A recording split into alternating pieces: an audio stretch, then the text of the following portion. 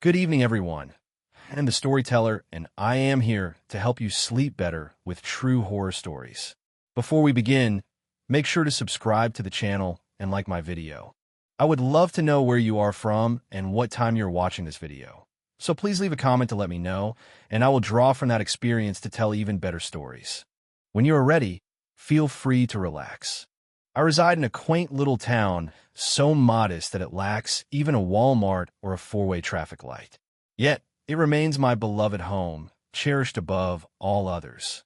Having lived here my entire life, I can attest that the only notable growth I've witnessed is at the local cemetery, affectionately named Garden of Heaven. If I were to choose a place for eternity, it would surely be somewhere with such a lovely name. The cemetery has always been quite bustling, even during my childhood, to the point where space was at a premium. We laid my dad to rest, and I recall someone making a joke about needing to break his back to fit him in the ground, a comment that was far from humorous. His passing had significant impacts on my life. I won't delve into the specifics, but I was young, and it affected me more than I'd like to acknowledge. A few years later, I found myself associating with the wrong crowd, seeking attention and acceptance from a group of troublemakers. As a result, I ended up in the principal's office more times than I can count. I found myself struggling to impress this trio of guys, James, Malk, and Tom, who fancied themselves the Three Musketeers. There used to be four of them, but Rob had exited the scene some time ago. I often spotted them skipping class, darting off to the corner store for cigarettes, and I couldn't help but feel a pang of jealousy, wishing I could muster the same bravery they seemed to possess. Little did I know, Malk had a secret advantage. His dad was dating their teacher, and he wielded that knowledge like a weapon, blackmailing her with the power to do whatever they pleased. And you won't say anything because if you do, everyone will know what you have with my dad. He told the teacher one day that Malson was a bit of a jerk, but I was young and naive, wanting to fit in with him and his friends. Naturally, I sought a way to gain their acceptance. One day, I discovered a way to skip class and meet them. "Hey guys," I said nervously that first day as I ducked into the gym after breakfast to wait for them. Tom laughed immediately when he saw how red my face was. "Look at you. You look like the daddy of all tomatoes. Run all the way down here as soon as the brake bell rings," asked James. I might be cruel, but I was supposed to take the hit and prove I was a tough guy. So I nodded and said I didn't even bother to come in for the first shift. They looked at each other with raised eyebrows, sharing a sort of knowing gesture that I couldn't quite decipher at the time. "What's your name?"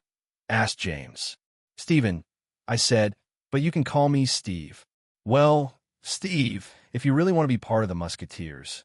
"You," here James said with a sort of twinkle in his eye, "come to Sky Garden tonight, after curfew. If you can get there and finish our challenge, you'll officially be a member of our team." How am I going to sneak away from my mom? I asked. "That's not our problem. You have to be there by 8:30 or the deal is off," Malson decided. I told him I would, and it turned out that getting out of the house was the easiest part of the night. My mom ended up having to work a double shift, so only my sis was watching me. I told her I'd give her $20 if she didn't say I went out to where I was. "Where are you supposed to go?" she asked. When I passed her the money, "I'm just going to go smoke some weed at the cemetery." I lied to play macho as I grabbed a coat. Running through the city in the middle of the night was exhilarating. Only a few streetlights were on, and the cemetery felt like it was eclectic and full of spirits. When I arrived, the way the moon cast its light on the tombstones was eerie and creepy, but somehow sinister. It was also beautiful. I had arrived there shortly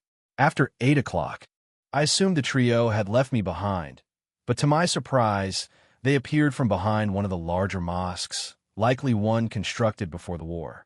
James let out a soft whistle upon spotting me, while Malcolm muttered something that made Tom laugh.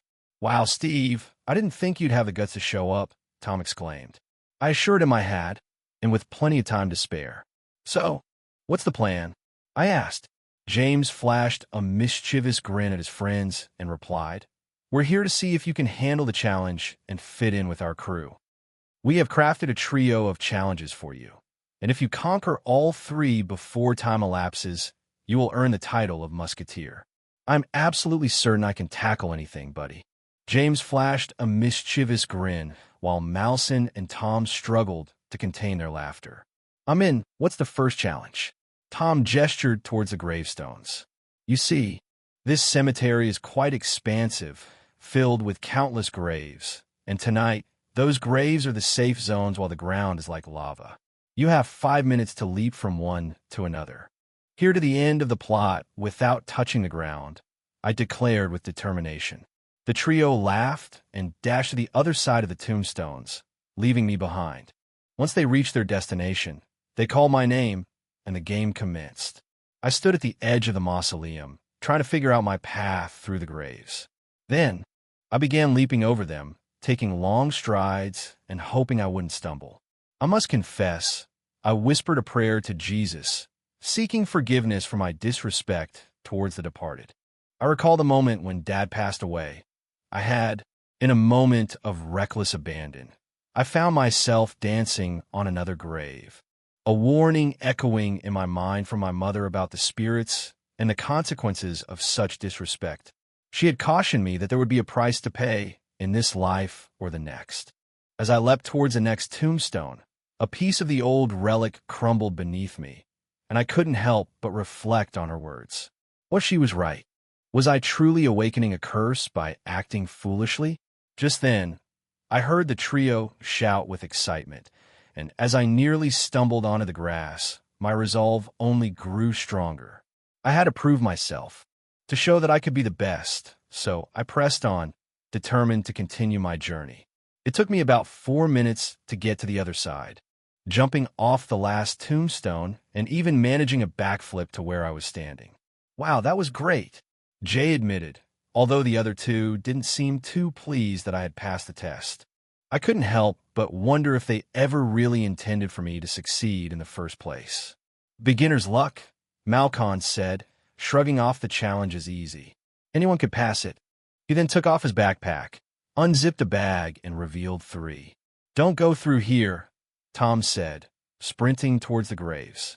Meanwhile, Marin handed me a scarf and instructed, "Put this on so you can't look." I complied, covering my eyes with the fabric and standing still as they chuckled and wrapped up whatever they were doing for the next challenge. About 10 minutes later, they told me to remove the scarf. "All right, Stephanie, you have those 3 items somewhere in the tombs.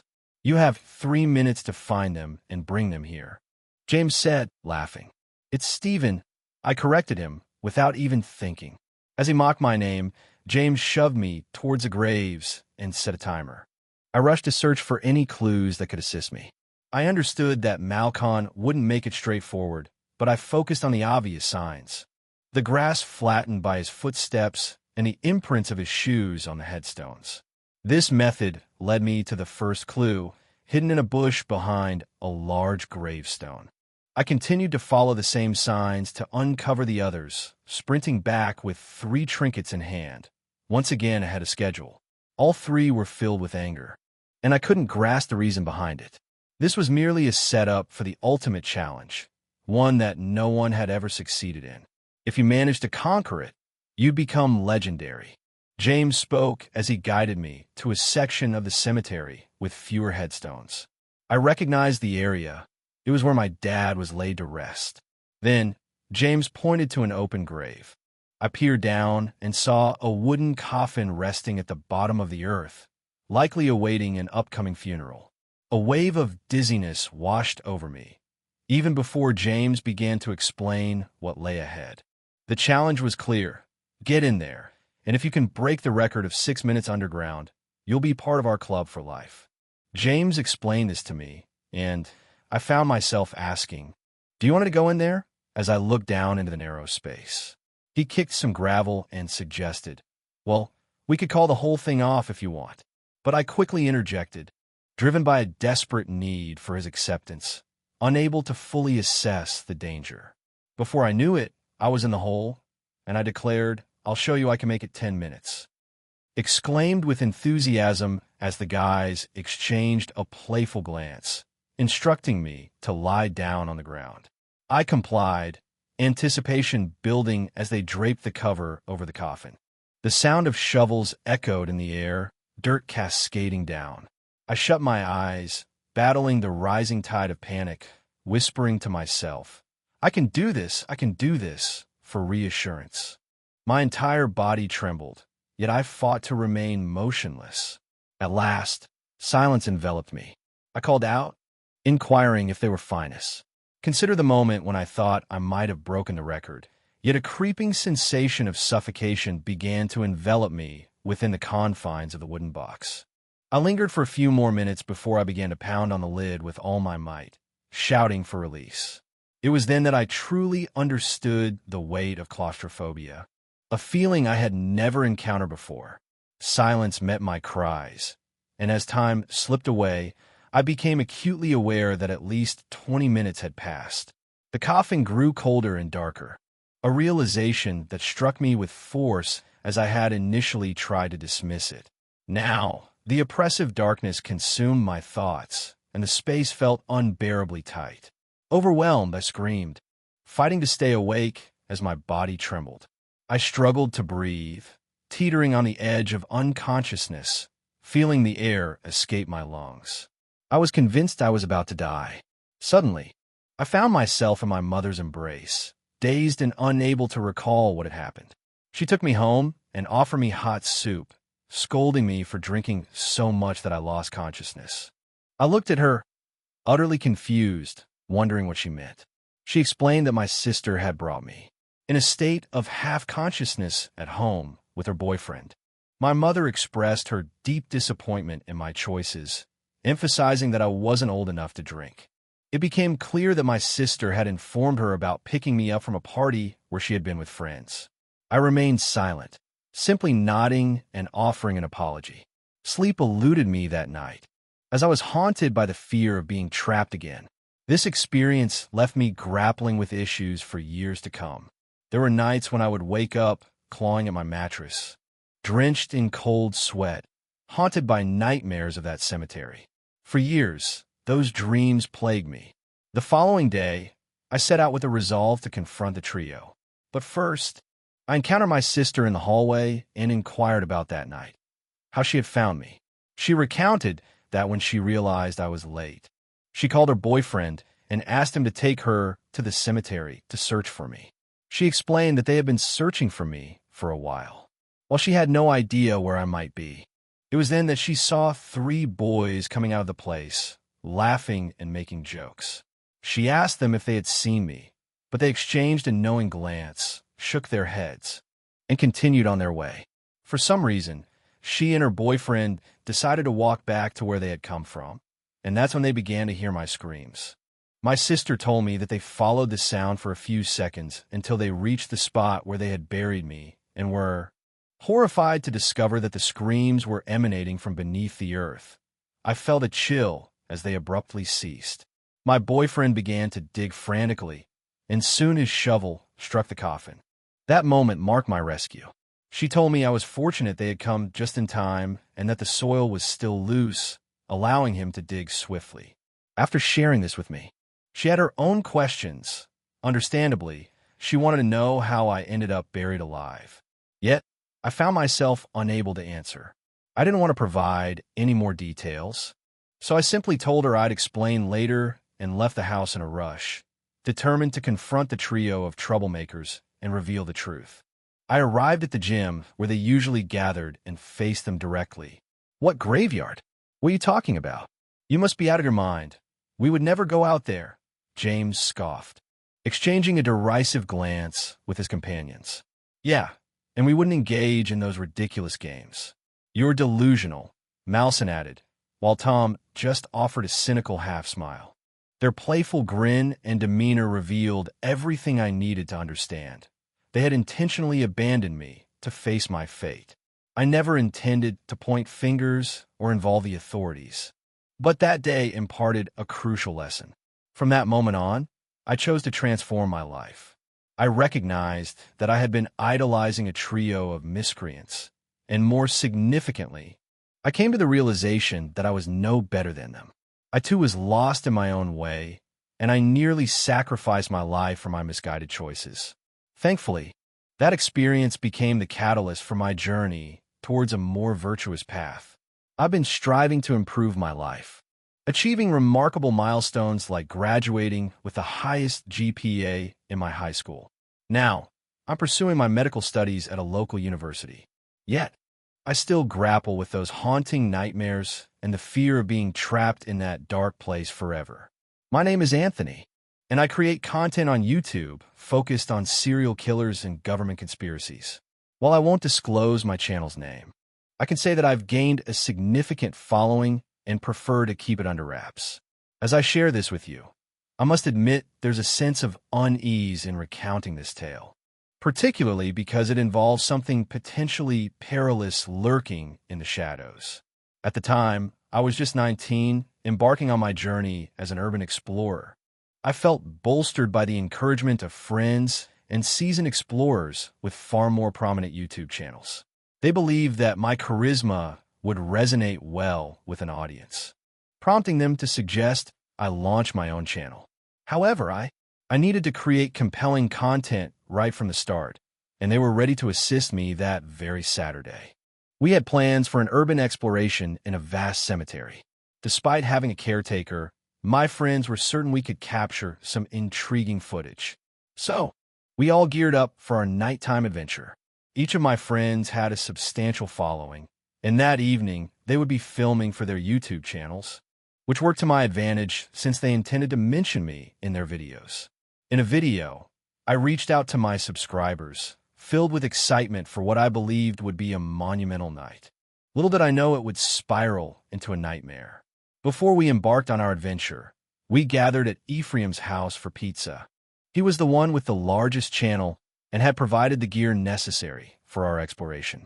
Although I had only known Ephraim for 6 months, we had formed a strong bond. When the moment arrived, we set off to the location, which was vast, and we were aware that the guard was on duty.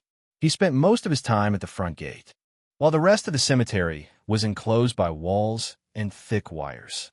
However, the cemetery was quite old and neglected, leading to many of the wires being broken. We began to slide our cameras and recorders through the gaps, and then one by one, we ventured inside until all 4 of us were in. It only took a few minutes to gain entry. Honestly, I didn't know much about the place, but I had always dreamed of exploring it at night. I thought it would be an exciting adventure since we were going. Being surrounded by friends was supposed to ease the tension of being in a cemetery, but instead, fear enveloped us. An unsettling aura lingered, as if we were intruding on something we shouldn't. We wandered through the eerie landscape, our flashlights illuminating the haunting graves.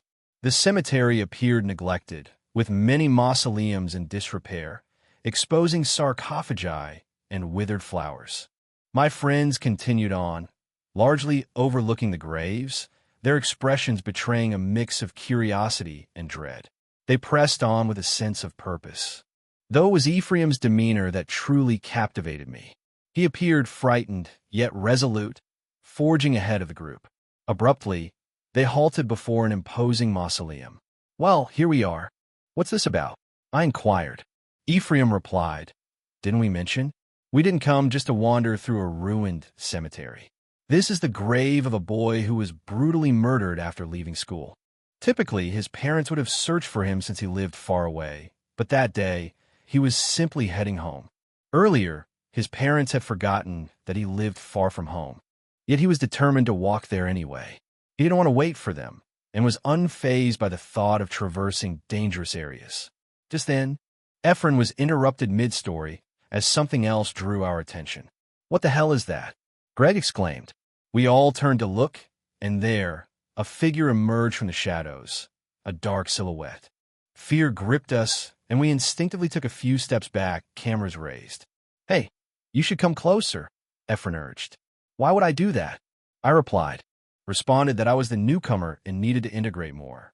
Another admitted, albeit reluctantly, that they were correct. They had faith in me as part of the team and intended to promote my channel to help me grow. The least I could do was motivate myself to emulate their example. I gradually moved closer to the mausoleum, sensing an unsettling presence before me, yet I brushed aside my apprehensions. I silenced my thoughts and pressed on, fear coursing through me. but bolstered by an unexpected bravery. I aimed the camera inside the mausoleum, and there it was. There was nothing here, guys. When I turned around, silence met me, but the expressions on everyone's faces were filled with sheer panic. I turned again, and there she was, a strange figure staring directly at me. A girl, dressed as a bride. Her face an eerie white and her body smeared with blood. Fear gripped me, rendering me motionless.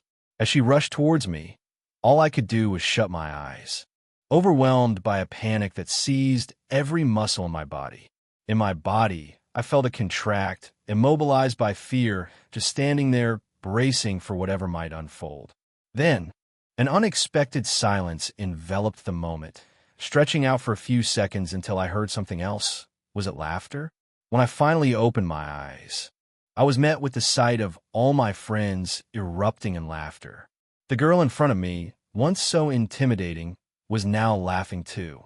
I hesitated to finish my thought out of respect for the audience, but the words echoed vividly in my mind.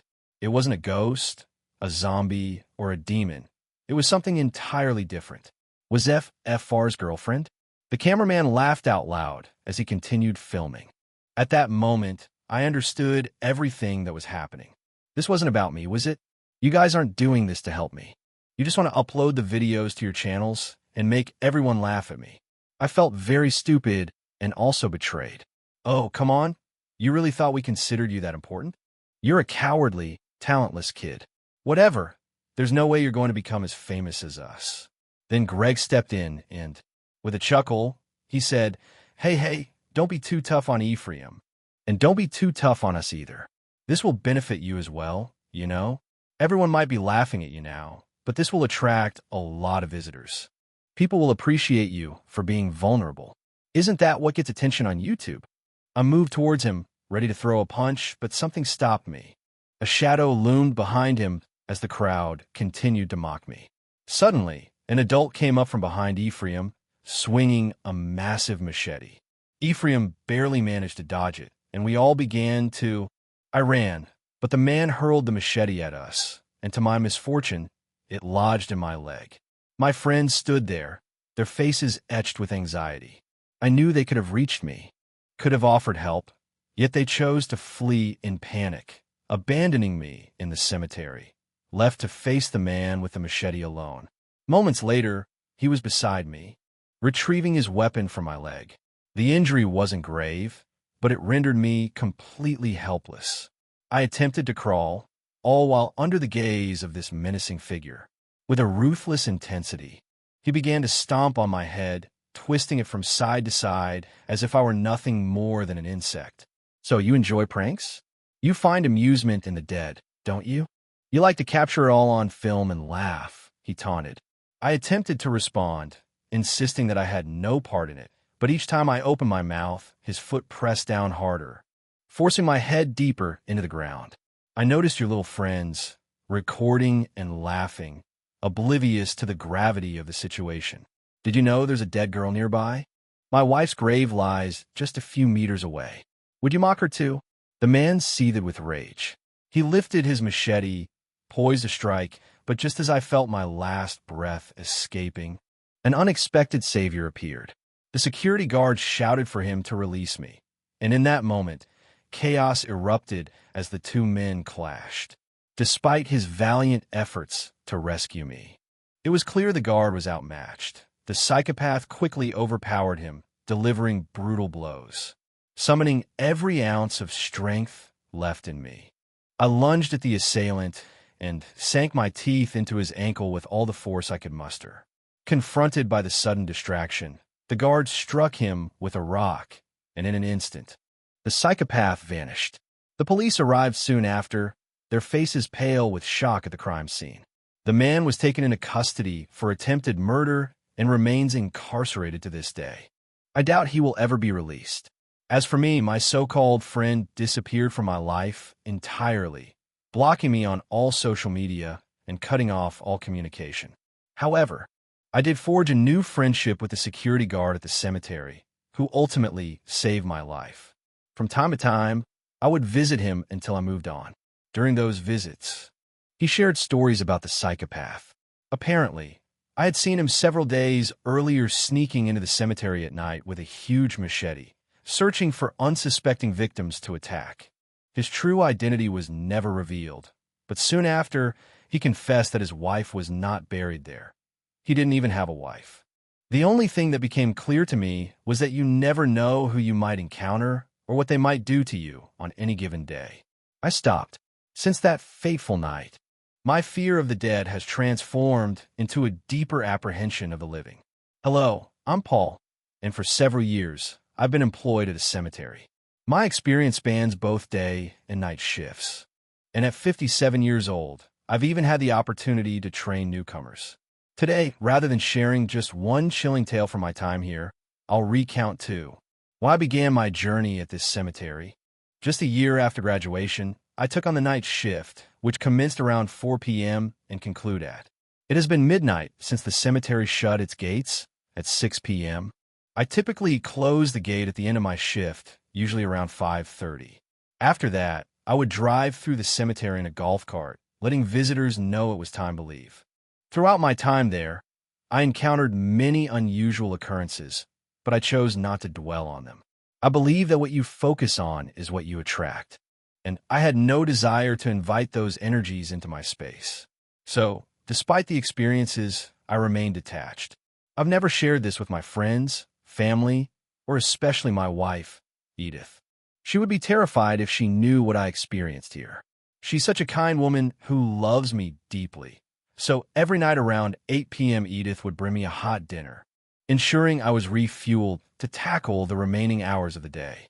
Seeing her every night with a basket full of my meal was the highlight of my day back then.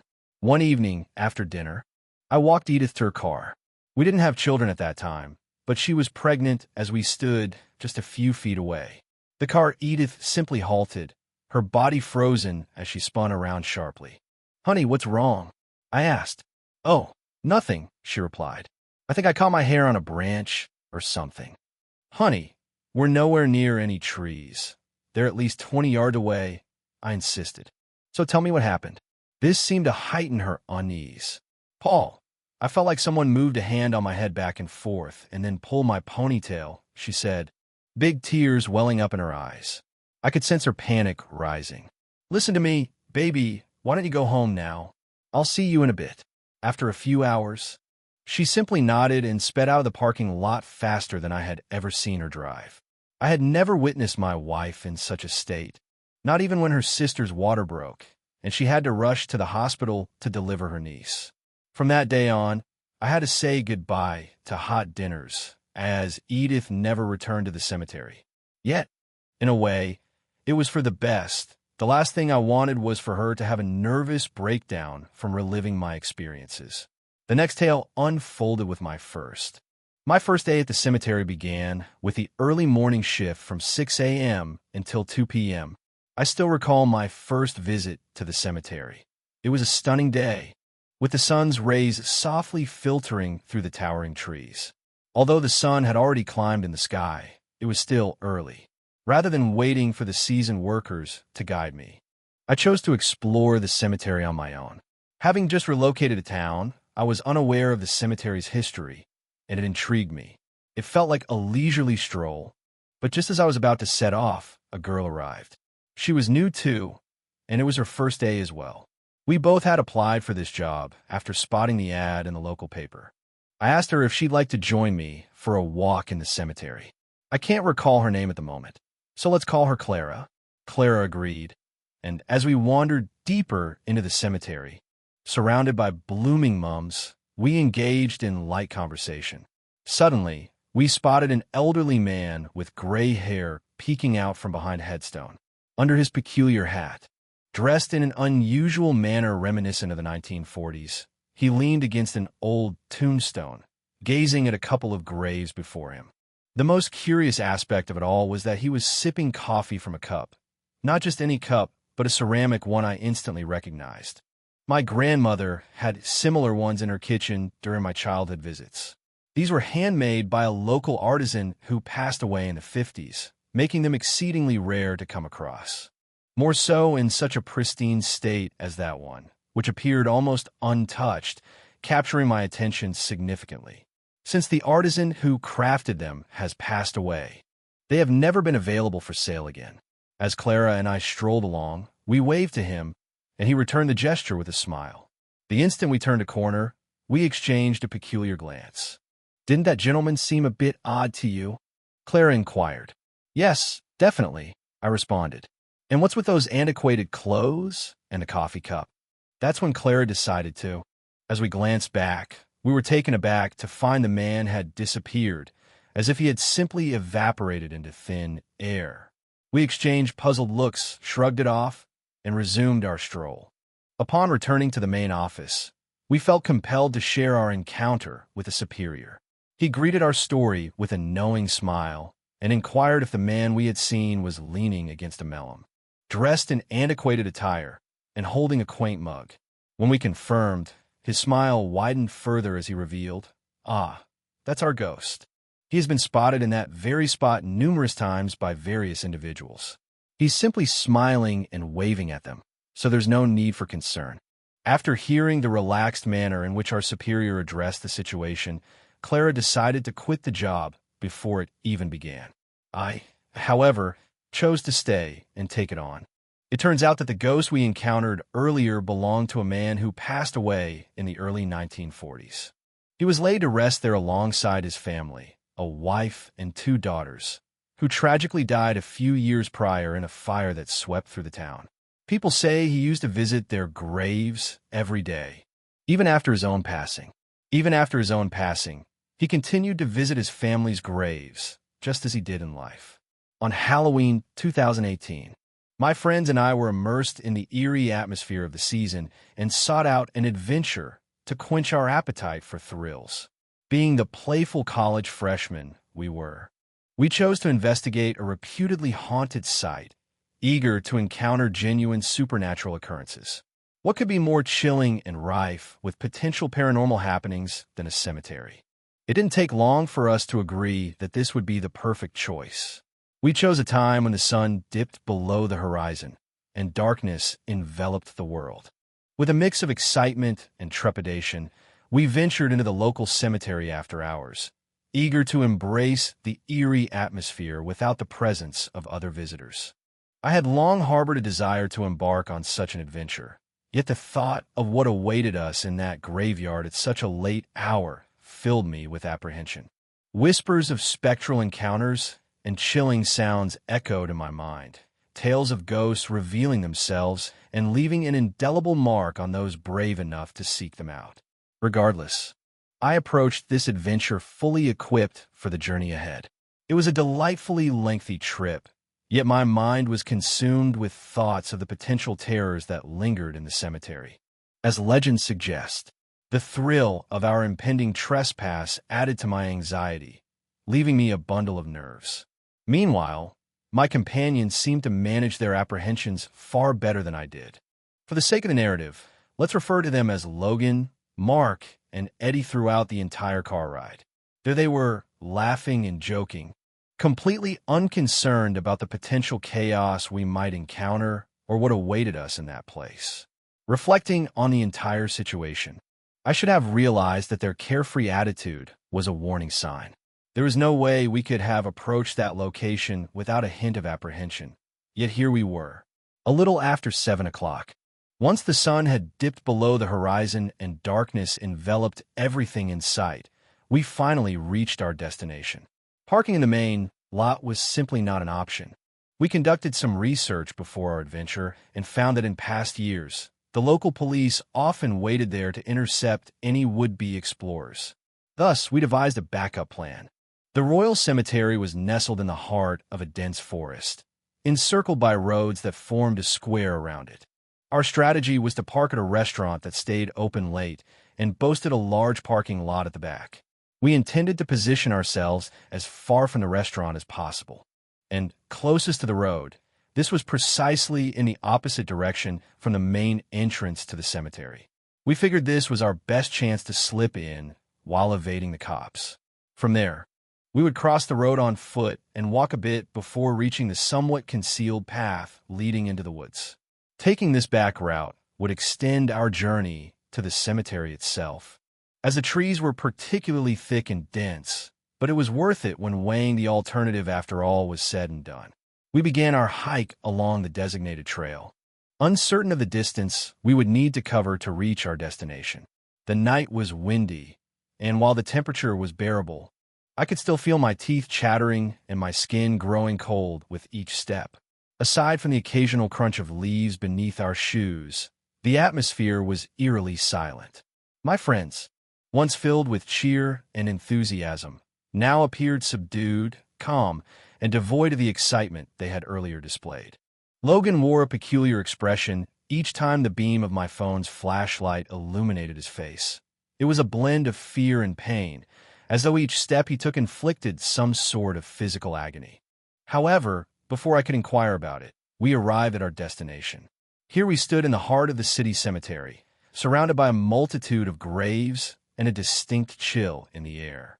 At that moment, we decided to split up to explore more effectively, vowing to call out if anyone stumbled upon. I didn't want us to drift too far apart, yet I hesitated to voice my concerns, fearing I'd come off as needy. So, I remained silent and began to wander among the graves. Most of them had succumbed to the ravages of time, making it difficult to decipher the inscriptions on the headstones. The few dates I could make out traced back to the late 1800s, and a chilling sensation settled in my stomach as I grasped the reality that these individuals had been resting in the earth for over a century. Overwhelmed by an unsettling realization, I began to distance myself from the graves, scanning the area for my friends to see if they had encountered anything otherworldly. Just as I was searching, a sound pierced the air, one that not only I heard but everyone else did too. It was a low hum, almost undetectable if you weren't focused, but with our heightened senses, it was impossible to overlook. It appeared to be a chant emanating from a spot slightly north of our position, deeper within a clearing. Could be seen up ahead. I couldn't make out any of the words being spoken or even discern if it was in some other language. Yet, there was something eerie about the tone, as if it were religious, and the chanting resembled some sort of prayer.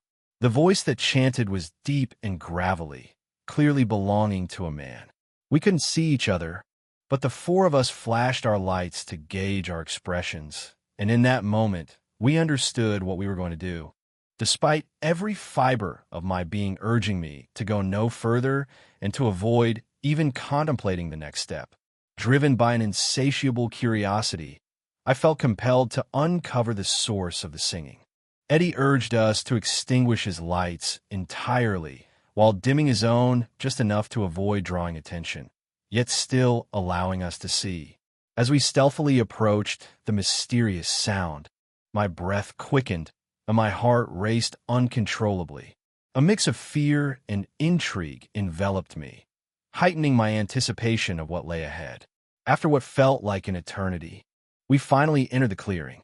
Just a few steps away from the source of the singing, Eddie shone his light ahead, and for a fleeting moment, we glimpsed a figure cloaked in shadows. Something lay on the grass, still singing in that unrecognizable language. The object on the ground resembled a circle with a mark at its center, and I wish I could say I was lying. But when I recognized the symbol, a chill ran down my spine. I felt a wave of nausea wash over me. I wasn't wrong. Before us lay a pentagram, crafted from an unusual substance. As Eddie's light revealed the scene, I caught sight of the material. It was thick, a vivid red that didn't resemble paint. The first thought that struck me was the same one you might have, blood. When the beam from Eddie's phone illuminated the back of the man's head, he abruptly ceased his singing, freezing in place, his gaze fixed on the pentagram. In the moments that followed, it was a terror of the purest kind. Before we knew it, a man with the upper half of his body bare, adorned with strange symbols, unleashed a blood-curdling scream that shook us to our very core. In an instant, he turned and began to run towards us. Everything happened so quickly that I couldn't discern his facial features, save for his sunken eyes and an expression that exuded pure hatred. It was clear he intended to harm us, and without a moment's hesitation, we all fled. We dashed back the way we had come, sprinting faster than we ever thought possible. I was so terrified that I couldn't even scream. Silence enveloped me. Perhaps it was sheer luck, but we somehow retraced our steps perfectly, navigating through the woods and emerging onto the main road, which was eerily empty at that moment. Anxious about what might await us if we glanced back, we hurried to the car, jumped inside, and locked the doors without hesitation. We rolled up the windows and sped away in no time, pushing the limits of speed until we were several miles out. I can't say how far or how long he pursued us, but one thing is certain. We weren't meant to be there that night and must have disrupted something significant he was involved in. The details of that night remain a mystery, and I don't anticipate uncovering them. After that experience, we never mentioned it again and never returned to that place. In an abandoned or haunted location, the thrill we experienced was more than sufficient to quench our thirst for the eerie and the unknown for a lifetime. I am profoundly thankful that we all emerged from that experience together, alive and well. Each night, without fail, at precisely 3 a.m., the memories linger on. He emerges in a burst of light amidst the shadows of the cemetery, resurrecting the deceased from their resting places. If you strike a bargain with him, he will claim what you cherish most. Signed by the necromancer. I discovered this inscription on a wall while strolling through the town cemetery. There was a contact number and location beneath the misspelt note. In these times, when people will do anything for money, I whispered to myself. I can't recall what I was thinking at that moment, but I took a picture of the note and posted it on Instagram. That's how it all began. My name is Diana, a 25-year-old chef working at a 5-star hotel in Boston. My job keeps me busy, leaving little time for dating. Yet, I have been in love with my best friend Tyler since childhood. He is tall. He was handsome with a sweet smile, kind-hearted, and a brilliant lawyer. Truly, he seemed perfect for me. Yet, he had a girlfriend named Isla, and they looked good together, which only deepened my sadness. One night, Tyler approached me and revealed that he and Leah had broken up. I tried to mask my reaction, but the news sent a thrill through me. As he began to cry, I struggled to find the right words, knowing I was terrible at pretending to feel something I didn't. I couldn't let him see that I felt no sympathy for his situation, aside from the usual concern. It always pained me to witness his tears, yet there was a sense of relief knowing he was now single. Not that I desired his affection or anything, but seeing him with someone else had stung a bit. I realized that might come off as selfish, but it was my truth, and I wouldn't pretend otherwise. We were in my front yard when my mom returned from work. She greeted us with a cheerful, "Hey guys, good to see you, Tyler. Shall we have dinner together?" I responded, "Mom, I don't think Tyler can join us." Interrupted me and said, "Of course I'll eat. I'm starving. I had only a hamburger for lunch, so I could use it." He smiled at me, and we headed inside.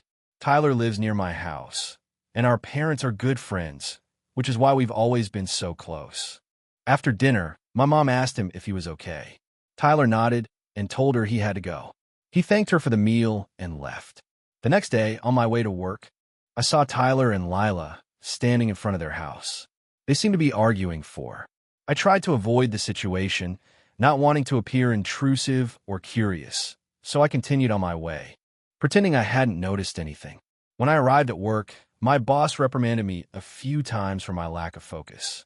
I struggled to concentrate on cooking. It was chaotic. My mind kept drifting back to the sight of them together again, even if they were in a heated discussion. That thought lingered, suggesting a chance they might return after I completed my shift. Before heading home, I pulled out my phone and began scrolling through the news, as was my routine.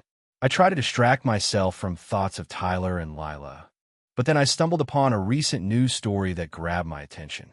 It detailed a girl who had taken her own life by drinking poison. As I opened the article, the image of the deceased girl made me freeze in shock. It was Lila. On my way home, I called Tyler to see if we could meet, but he didn't respond and hung up. I didn't push it. I tried calling him again later and the next day, but he didn't pick up. I decided to respect his grief and give him space. In the days that followed, my routine remained unchanged. I went to work and returned home to sleep, yet a flicker of hope lingered within me. yearning for a call from him. A few days later, my schedule shifted to the night shift. One evening, as I was heading home, Tyler's call came through. He asked if I could meet him at the cemetery nearby. After a long pause, I found myself agreeing, surprised by the request. It was the same cemetery where I had once seen the note etched into the wall. A sense of unease washed over me, but it was Tyler reaching out, so I resolved to go, despite the odd feeling it stirred within me. Summoning me to that place, my first thought was that maybe he wanted to visit Lila's grave and maybe do something like a farewell ritual, or he just needed a friendly shoulder to mourn her departure take. The problem is that as far as I knew, that wasn't the cemetery where she was buried. However, I left the doubts for when I was there when I arrived at the cemetery. I called Taylor to ask him exactly where it was. Then he gave me the directions to the exact spot where it was, which was quite far from the entrance, almost reaching the forest that delimits the cemetery. I did as he instructed, but no one prepared me for what awaited. Upon arrival, I spotted 3 men clad in black robes and Tyler seated on the ground. I hesitated to approach, yet summoned my courage and pressed on. Once I reached him, I inquired about the situation and the identities of these individuals. His response left me in shock. He claimed these were the ones who would resurrect Lila. For a moment, I was speechless, grappling with the absurdity of my friend's belief in such a possibility. I turned my gaze to the men behind him. Throughout the conversation, I stayed quiet. Tyler, however, opened up about how much he missed Lila. He mentioned seeing my Instagram post and decided to call the number listed below the note. I couldn't help but question him. "Don't tell me you did that silly thing, Tay." He frowned, insisting it wasn't silly at all. He expressed that he would do anything to bring Lila back if he could. I responded, asking, "What did you want me to come for? I don't believe in these things." He gave me a look that was hard to interpret, and then he spoke. "I'm sorry, Grace," with a halo of guilt in his eyes. I didn't fully grasp the meaning behind his words, but a sense of fear began to creep in. I turned to flee, but then I stumbled over something on the floor and nearly fell. When I looked down, my heart dropped. It was a lifeless body sprawled out before me. It was Lila's corpse. In that instant, my body shook, paralyzed by shock. Just as I was processing this horror, someone knocked me down, covering my mouth and nose with a handkerchief, and I started to. As I lost consciousness, the final image etched in my mind was of Tyler dragging Lila's lifeless body toward the coffin. He pleaded, "Necromancer, please bring back my girlfriend. I've already provided the sacrifice." Just then, one of the masked figures leaned in to whisper something to him, while the other 2 launched an attack from behind. That was the last thing I remembered before darkness enveloped me. When I regained awareness, I found myself in a truck, my hands and legs bound. Tyler was beside me, trapped in the same predicament, blood trickling from a wound on his forehead. A sharp pain throbbed in my head, and I was fighting to loosen the restraints on my hands and feet when I noticed Tyler beginning to stir. Suddenly, the truck lurched to a stop, and I heard footsteps approaching. I leaned in and whispered to Tyler to keep his eyes shut and pretend to be out cold. He nodded, and we both feigned unconsciousness. A man approached, inspecting us before summoning another with some harsh words. They lifted us onto a stretcher and carried us into a building that was frigid and reeked of something unpleasant. It was a moment steeped in the chilling reality of medicine, a realization dawning upon us even as we feigned unconsciousness. The men secured us to the gurneys and transported us to an operating room. A doctor entered, donning gloves and readying for procedure. From their earlier dialogue, I understood their grim intent to harvest our organs for the black market. Panic surged within me, and I felt the urge to scream. But just then, a sound pierced through the tension, a familiar siren in the distance, igniting a flicker of hope within me. As the chaos unfolded, I noticed everyone around me sprinting away. It was then that I fully opened my eyes and witnessed the door to the operating room swing wide, revealing a group of men clad in black assault gear. Weapons drawn, a police officer rushed in, inquiring if I was all right and if I could walk. I affirmed, and he promptly unfastened my restraints. The moment I was free, I dashed outside, searching for Tyler. I found him by an ambulance, receiving first aid for his injury. After undergoing a medical examination and providing my statement to the authorities, I was escorted home by them. On our way home, I was told that the group known as Necromancer was a criminal group that had been on my heels for some time. These people tricked people into believing that they could bring back their loved ones if they sacrificed a living person, whether it was someone close to them, and who they wanted was something they did out of pure evil. As the ultimate goal was simply to steal the organs of both the contracting party and the person being sacrificed. Tyler apologized to me for what he had done and excused himself by saying that he was going through a time of great pain, and the thought of bringing Lila back simply blinded him. But there was no apology for the fact that he wanted to take my life to bring back his dead girlfriend. Knowing that he was willing to sacrifice me like that was really very painful for me, especially because I was in love with him, and even though I knew that love was unrequited, I really thought that his friendship was sincere, but this proved that it was not. Not because I would never have done the same. After that encounter, I had no desire to seek revenge on Tyler. Instead, I requested that he keep his distance from my life. To this day, I have not spoken to him again, despite the fact that he resides just 2 houses down from me. I hope your day is filled with health and joy. I invite you to subscribe to my channel to hear true horror stories. Hello, and see you again.